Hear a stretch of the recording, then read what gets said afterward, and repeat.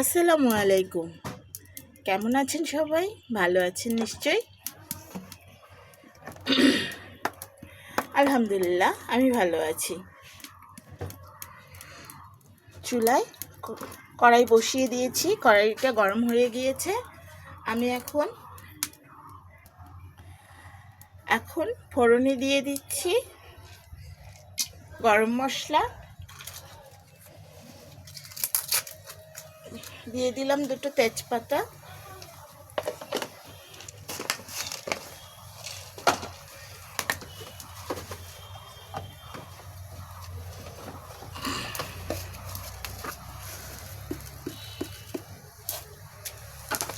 আর দিলাম একটু গোটা জিরে।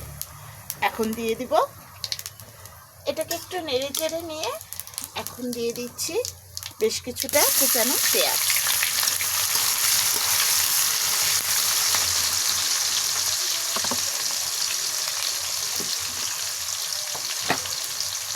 পেঁয়াজটা আমি একটু লালচে করে ভেজে নেব।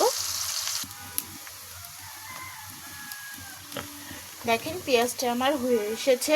আমি এখন এতে দিয়ে দিচ্ছি আদা রসুন বাটা,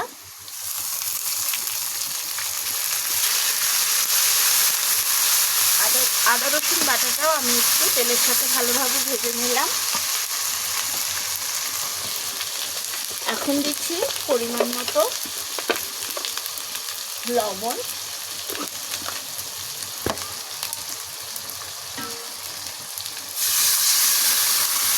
দিয়ে দিলাম গরম পানি। আমি এই রান্নাটাতে গরম পানি ব্যবহার করছি। আপনাদের তো বলাই হয়নি আমি আজকে কী রান্না করতে যাচ্ছি। আমি আজকে গরু মাংস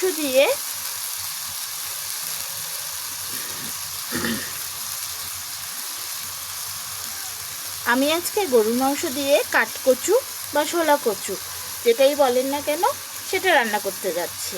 অনেকেই অনেক ভাষায় এটাকে বলে থাকে। একে একে আমি এখন মশলাগুলো দিয়ে দিচ্ছি। প্রথমে দিয়ে দিলাম হলুদের গুঁড়া,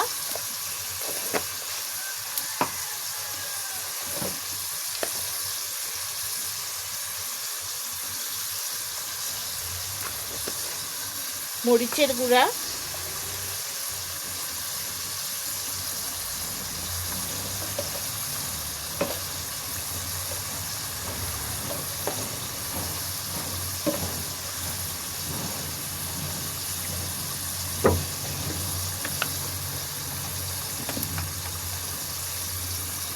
দিয়ে দিলাম পরিমাণ মতো জিরা গুঁড়া,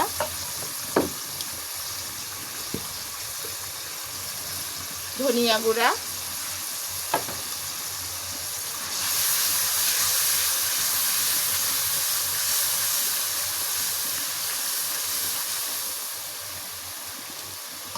মশলাটা আমার হয়ে এসেছে। এখন আমি এতে দিয়ে দিচ্ছি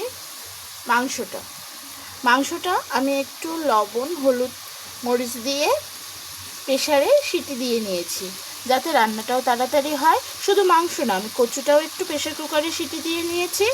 খুব বেশি না, কচুটা আমি 2টা সিটি দিয়েছি, তাতেই হয়ে যাবে, যাতে চট করে রান্নাটা আমার হয়ে যায়। আমি মাংসটা দিয়ে মশলার সাথে একটু ভালোভাবে ভুনে নিচ্ছি।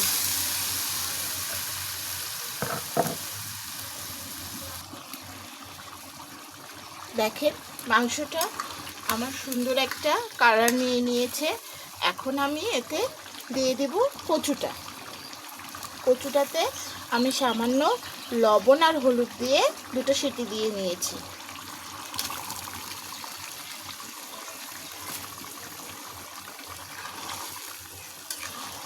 প্রথমে হয়তো দেখে বুঝতে পারেননি যে আমি মরিচ আর হলুদের গুঁড়া আর লবণটা একটু কম দিলাম কেন, কারণ এতেও একটু একটু করে হলুদের গুঁড়া মরিচের গুঁড়া আর লবণ রয়েছে।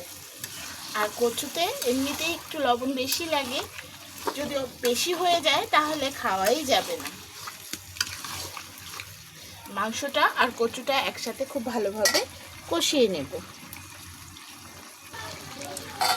দেখেন মাংসটা আর কচুটা খুব সুন্দর করে আমার কষানো হয়ে গেছে।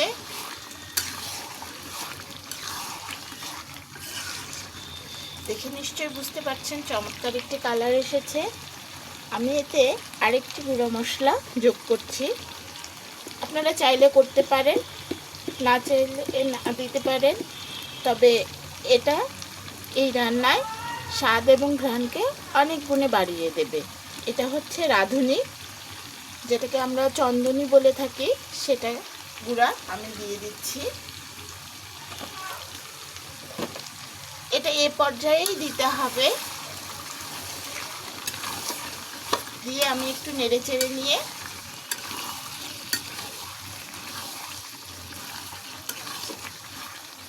এতে এখন পরিমাণ মতো ঝোল দিয়ে দিচ্ছি। ঝোলের জন্য পানি দিয়ে দিচ্ছি। খুব বেশি পানি দিব না, আমি এতে গরম পানি ব্যবহার করেছি। যেহেতু সব কিছুই আমার আগে থেকে একটু সেদ্ধ করা আছে, তাই খুব বেশি পানি আমি এতে ব্যবহার করব না। আর কিছুটা সময়ের অপেক্ষা।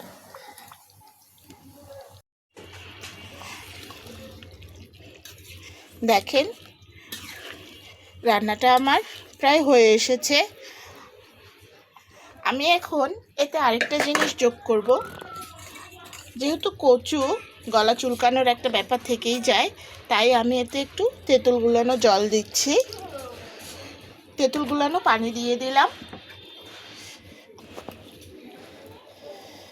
বাজার থেকে কিনে আনা কচু, তাই বলতে পারবো না গলায় চুলকাবে কি না, তার জন্যে রিস্ক নিতে চাইলাম না, দিয়ে দিলাম। এখন খুব বেশি সময় আর আমি এটাকে চুলায় রাখবো না, নামিয়ে দেব। আমার রান্নাটা কেমন লাগলো আমাকে কমেন্ট করে জানাতে ভুলবেন না কিন্তু।